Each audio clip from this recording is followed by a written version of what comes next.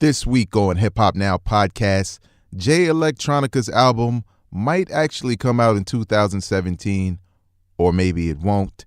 Migos jumps Sean Kingston for some reason, and we take a look at Jay-Z, the writer.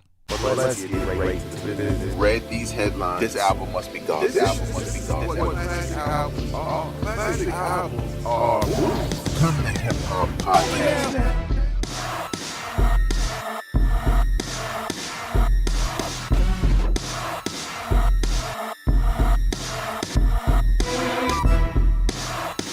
What up, y'all? I am your host, Vegas, and welcome to Hip Hop Now Podcast, a podcast designed to catch you up on all things hip-hop music and culture that happened throughout the week.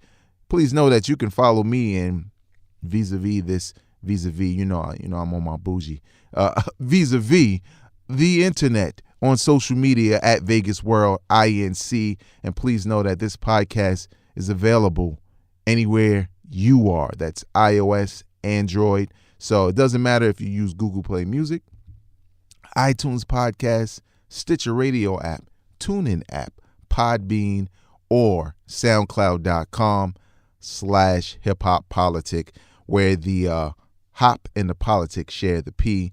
And I know it's just getting difficult to try to figure that out. I'm pretty sure I'm missing out on a couple of listeners. But the thing is you have to share it. Share it with people who you know enjoy hip-hop music, enjoy hip-hop information. Not a lot of us are able to, but I am, but are able to, follow everything that's happening in hip-hop news. Usually we only catch what's trending. I know I'm a victim of that as well. But, some of us still have general interest in a lot of things, and some of us are still looking for reasons to buy certain albums. So, and I got a suggestion for y'all. I may have talked about it on my past podcast. I can't remember, to be honest. But let's get right into the business. Kanye West denies saying that Drake is overplayed. First of all, let me shout out allhiphop.com, Hip Hop DX, and a couple of other sites from which I aggregate these stories. Now, if you don't know, when Kanye was doing his tour, the one with the flying stage and all of that, there's footage where you can go and Google it of Kanye West talking about Drake and Khaled, in particular their song For Free, and talking about, radio spins. And I don't know what Kanye's talking about, because I could have swore I clearly heard him say, or at least mention them in one of his rants in regards to radio spins, and basically saying, they paid for those spins. It wasn't a situation where that song was just that hot. It was the fact that they paid to be heard that much. So it was like programmed. Now, I'm not going to lie. The first time I heard the Drake and Khaled, let me get this out the way. I like the song, right? But the first time I heard it, I was like, this is basically a mashup of Too Short's Blow the Whistle, right?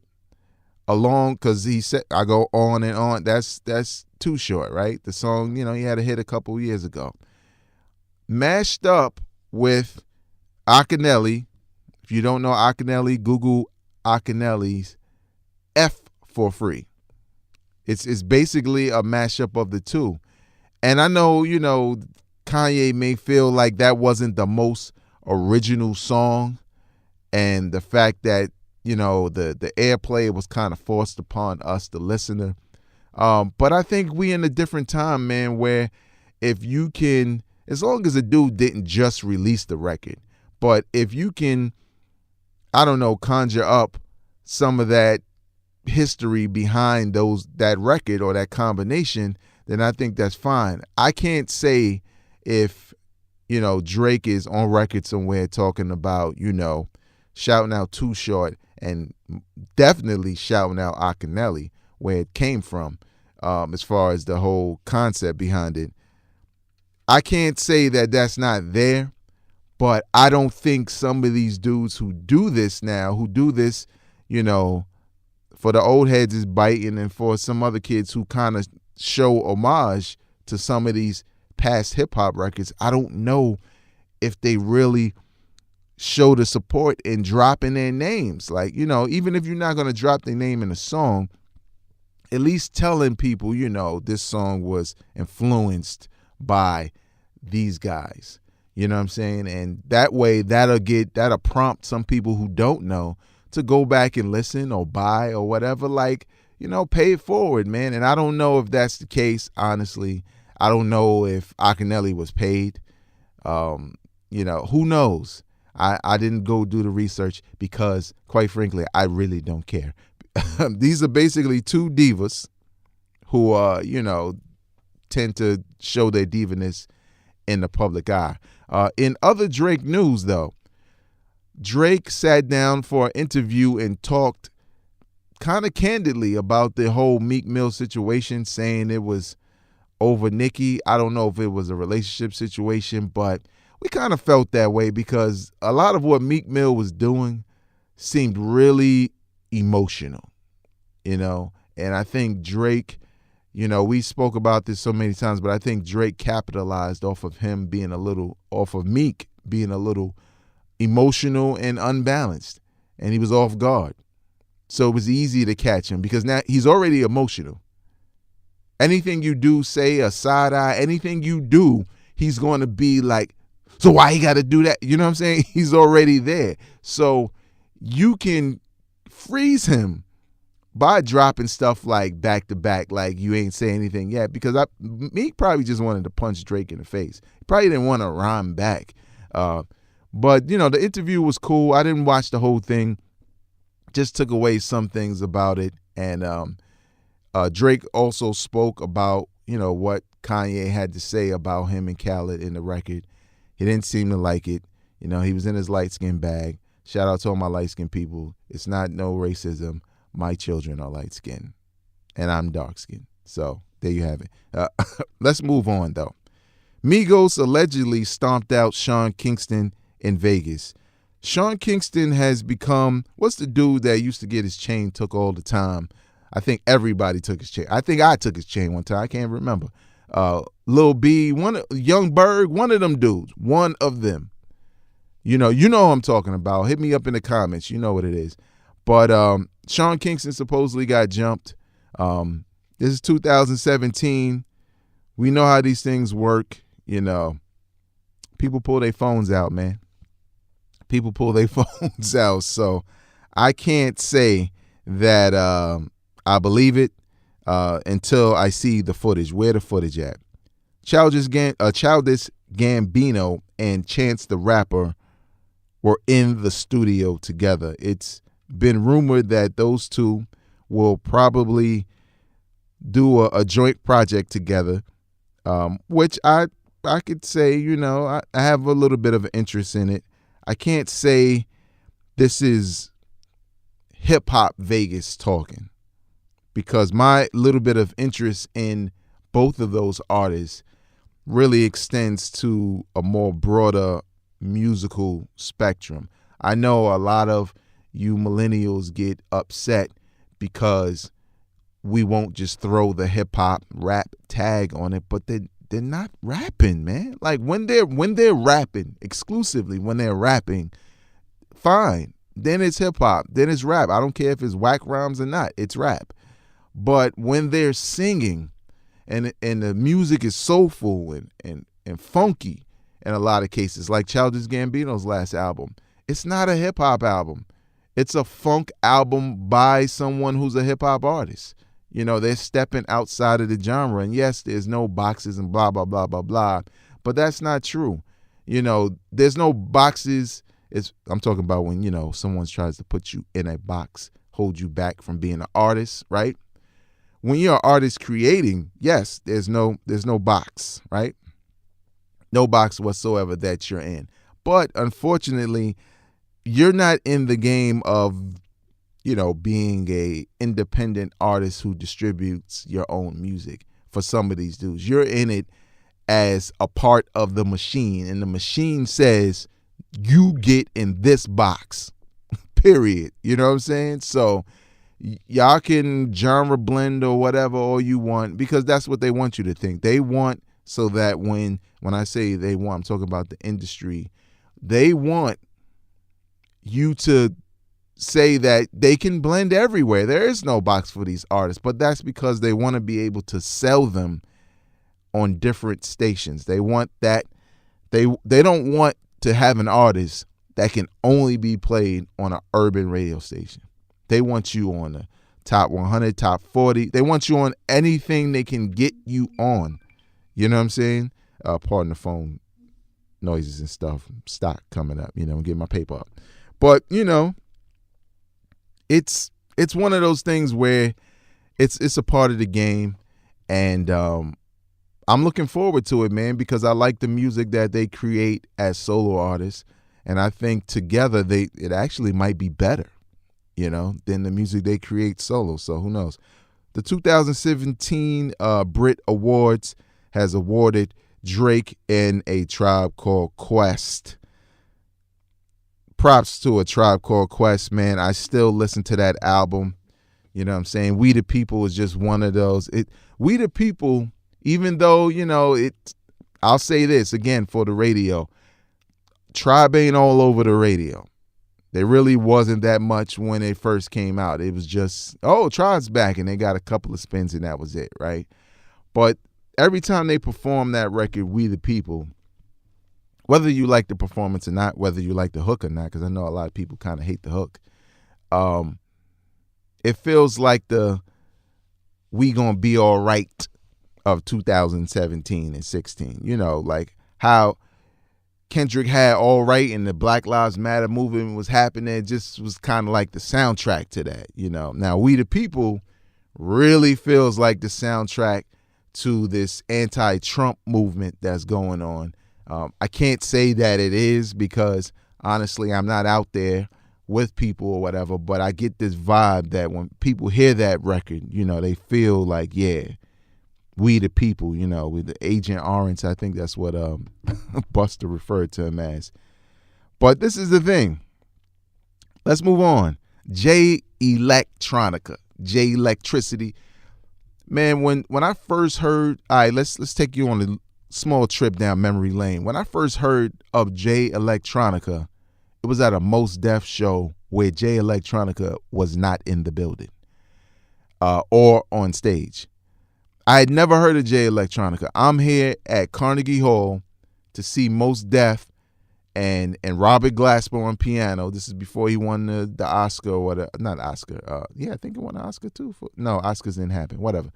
Not yet, at least. Or depending on when you listen to this podcast, maybe. Who knows? But this was before I believe he won the Grammy for Black Radio, right?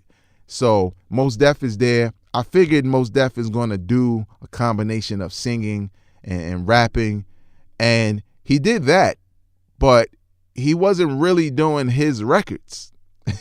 He was doing some original stuff. He was doing some original stuff. When I say that, I mean records that I hadn't heard before.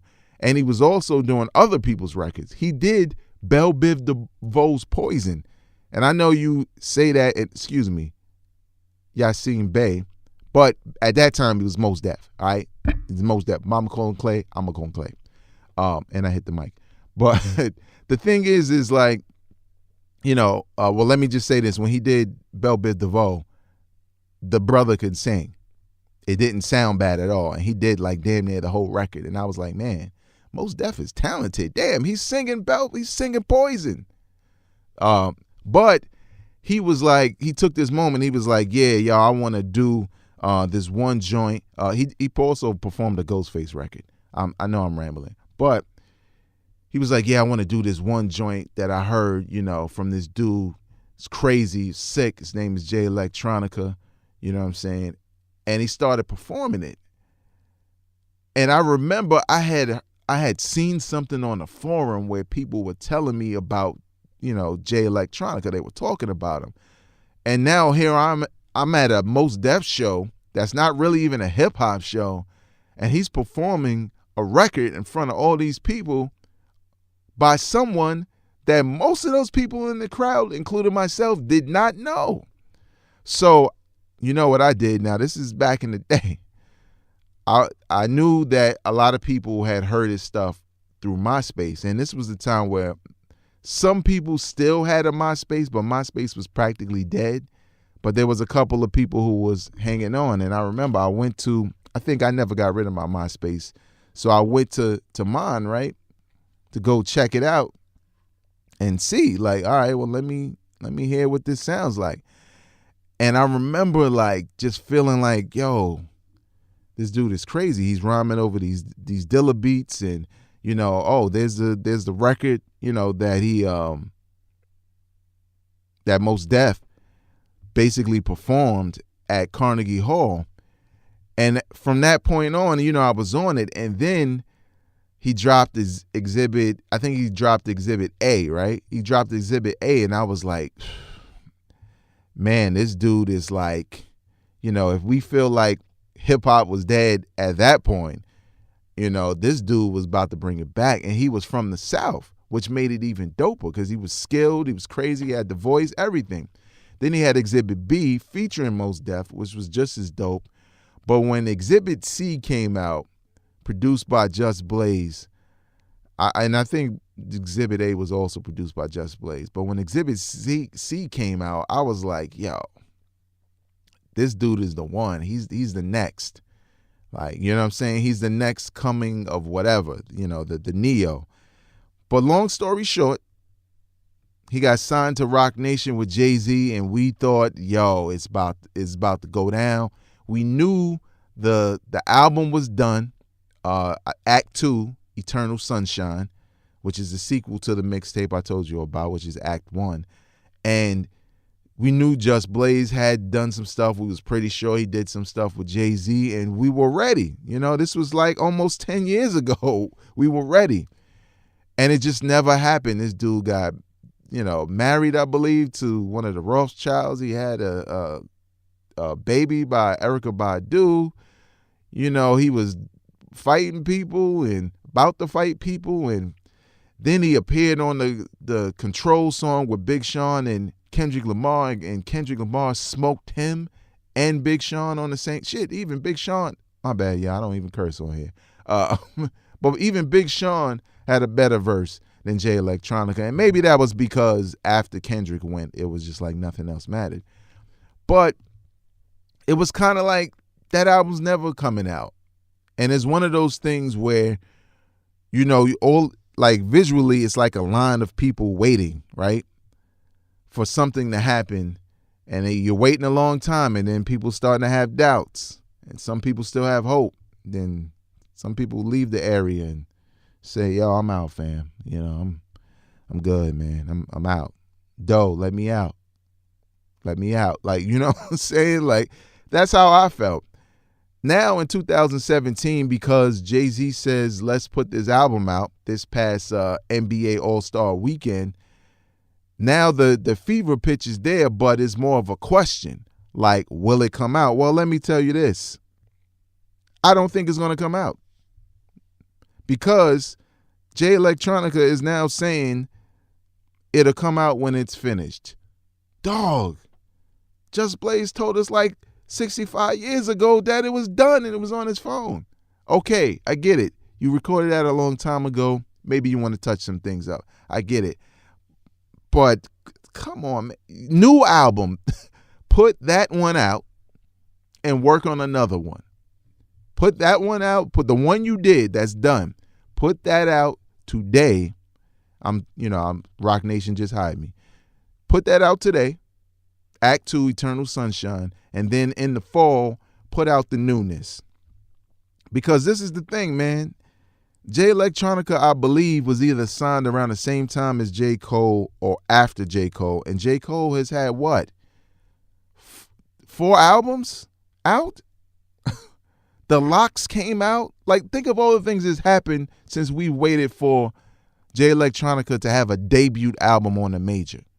D'Angelo put an album out. It's been like 300 years since, I'm exaggerating, but it's been like a long time since D'Angelo put an album out. Trump is president. Donald Trump is president. That happened. You know what I'm saying?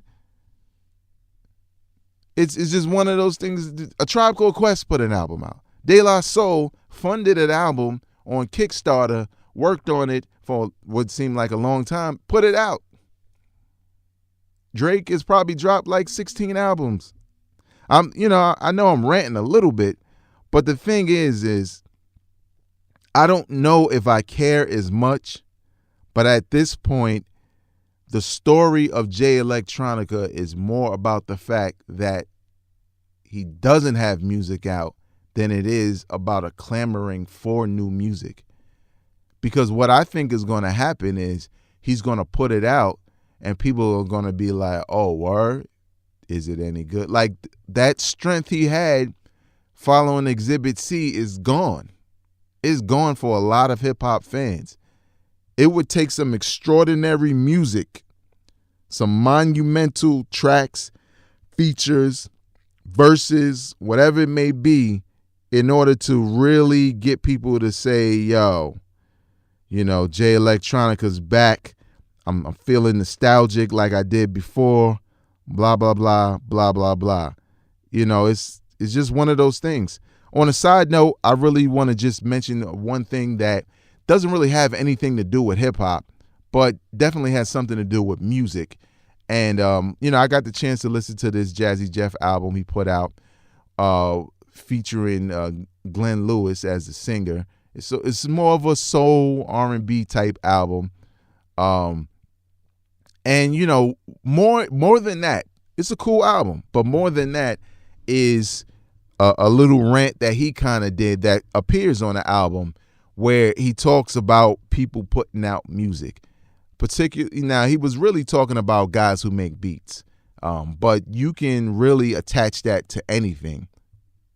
And he was basically saying that, a lot of people hold on, whether you're in the industry or not, a lot of people kind of hoard their music because they're waiting to launch it in the right way and blah, blah, blah, and the timing and blah, blah, blah. Now, that's true in a lot of cases, right? Not the blah, blah, blah part. But that's true in a lot of cases that people will hold on to things because they're looking for a strategic time and place to release. And he feels like, especially from a producer standpoint, these dudes be sitting on a ton of beats, waiting to get this beat to this person and that person at this time and blah, blah, blah. And, there's no rules to this. He said there's, and I'm paraphrasing, but you could check it out. Jazzy Jeff talks about music with new album. But you can check this out for yourself and you can relate as a person who maybe you're just a fan like myself and you're waiting for music. Maybe you're an artist like myself or you're a producer where why hold on to it? Because there's a kid somewhere that's working on music that's just going to put it out and people might catch on to it. And that'll be the thing that people do. And he kind of talked about people copying each other and waiting for someone to create the new wave. And, and that's it. But at the end of the day, it's kind of, I really hate when people say at the end of the day, and now I'm saying it. But at the end of the day, it's really about what you create and it being true to the moment and to the feeling and giving it to people in that moment and in that feeling. Now, there's a way to manufacture that because I'm pretty sure D'Angelo's album wasn't created in a week, but it felt so out of nowhere that once we heard one record, we had the album in the hands, we had tour dates and all types of stuff. So it was kind of like it was a perfect timing, but I think the timing was no one was thinking about a D'Angelo release. So take that as you will. And lastly, right, Jay-Z is the first rapper to be inducted into the Songwriters Hall of Fame. The first rapper. Now, there's two sides of hip-hop fans on this argument, right? One is the Jay-Z stans or lovers or fans. I consider myself a Jay-Z fan. I'm not a stan, and you will find out. But You know, the ones that throw up the rock sign, the diamond and stuff like that. Come on, don't do that, fam. Whatever. He's just a rapper. But, you know, there are those people who love him and believes, hell yeah, he should be in there. And hell yeah, he should be the first. Well deserved. I agree. I definitely agree. But then there are those hip-hop fans that's like, they're only really looking at his music, right? Both sides. There are those fans who are like, I don't know, because isn't this the same dude that not only quoted several Biggie lines, but also quoted Snoop Dogg, Eminem, Tupac, I believe Too Short, couple of lines from artists. The Eminem one is really kind of flagrant on the American Gangster album, Success. Those first couple of bars, those are Eminem's bars. Those don't belong to Jay-Z. Marshall Mathers LP. I'm back. Listen to that record. 41 seconds in. I did my homework. 41 seconds in. You'll hear something familiar. But how do I feel about it? Because I definitely want to know what you feel about Jay-Z in the comments. So leave your comments in the comment section. But as Jay-Z as a writer, I feel like it's well-deserved for Jay-Z to be inducted. I don't know if I feel like he should have been the first rapper, but I understand why. Let's just to clear the air, it's not because of his work only. When Jay-Z said, I'm not a biter, I'm a writer for myself and others, it's the others part. Jay-Z got his own lines. He got his own bars that are classic. Trust me, there are plenty of them. He didn't really need to take anybody else's bars because he really has his own classic lines. And a lot of people have used his lines. But he's also written for a number of other people. And some people don't know that or don't remember that or choose not to remember that. So he has writing credit that expands far beyond just Jay-Z releases. So let's talk about a couple. Jay-Z is known for having written lyrics and songs for Foxy Brown on her first album, El Nana. Also, it's said that he wrote Lil' Kim's verse on a song he appears on her debut album, The Notorious K.I.M. I'm going to assume everybody does know that Jay-Z wrote Dr. Dre's record, Still Dre, off The Chronic 2001. I know he wrote Memphis Bleek's verse on the song Coming of Age off the Reasonable Doubt album. And there's probably a whole bunch more. Well, actually, the Foxy Brown record was Al B. That was the record that he wrote her verse for.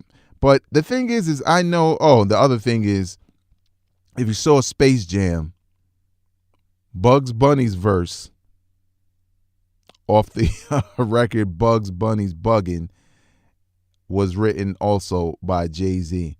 So soundtrack, movie, score, whatever, credits. And there's probably many more. There's probably a couple of other joints. Now, there are also situations where we know people who have written or worked on, like Consequence said he worked on the Encore album.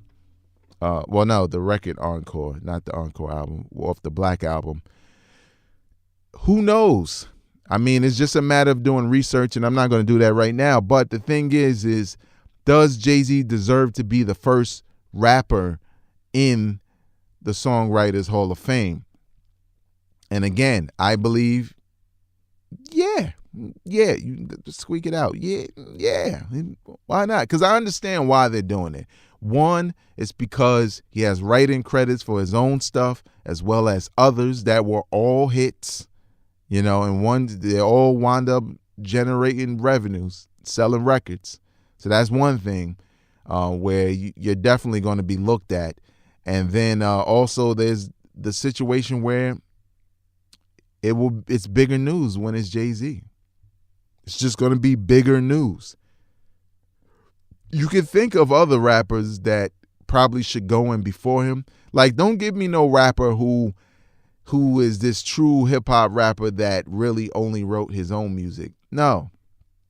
The point of getting in there is you're a person that writes records that sell, that are big record, that chart. And we know the politics of the game, but the thing is that's just what it is. Those are the ground rules. And Jay-Z has touched on numerous hits beyond his own hits. He's played a role in a lot as a writer. So I think it's well deserved. I don't know. What do you think? Do you believe it's, something that Jay-Z earned as an MC to be the first rapper inducted into the Writers Hall of Fame? Leave your comments in the comment section below. That's going to do it for me for this week. Follow me on social media at Vegas World INC. That's Twitter, Instagram, or Snapchat. If you Facebook, facebook.com/hiphop right now. Hit that like button there. Also, know that this podcast is available on all your mobile devices, including your laptop if you still lug that around, via Stitcher Radio, iOS, Android, Podbean, TuneIn Radio, and SoundCloud.com/hiphoppolitic. Big things coming up in 2017, but guess what? I am not a critic. I'm a fan. Peace.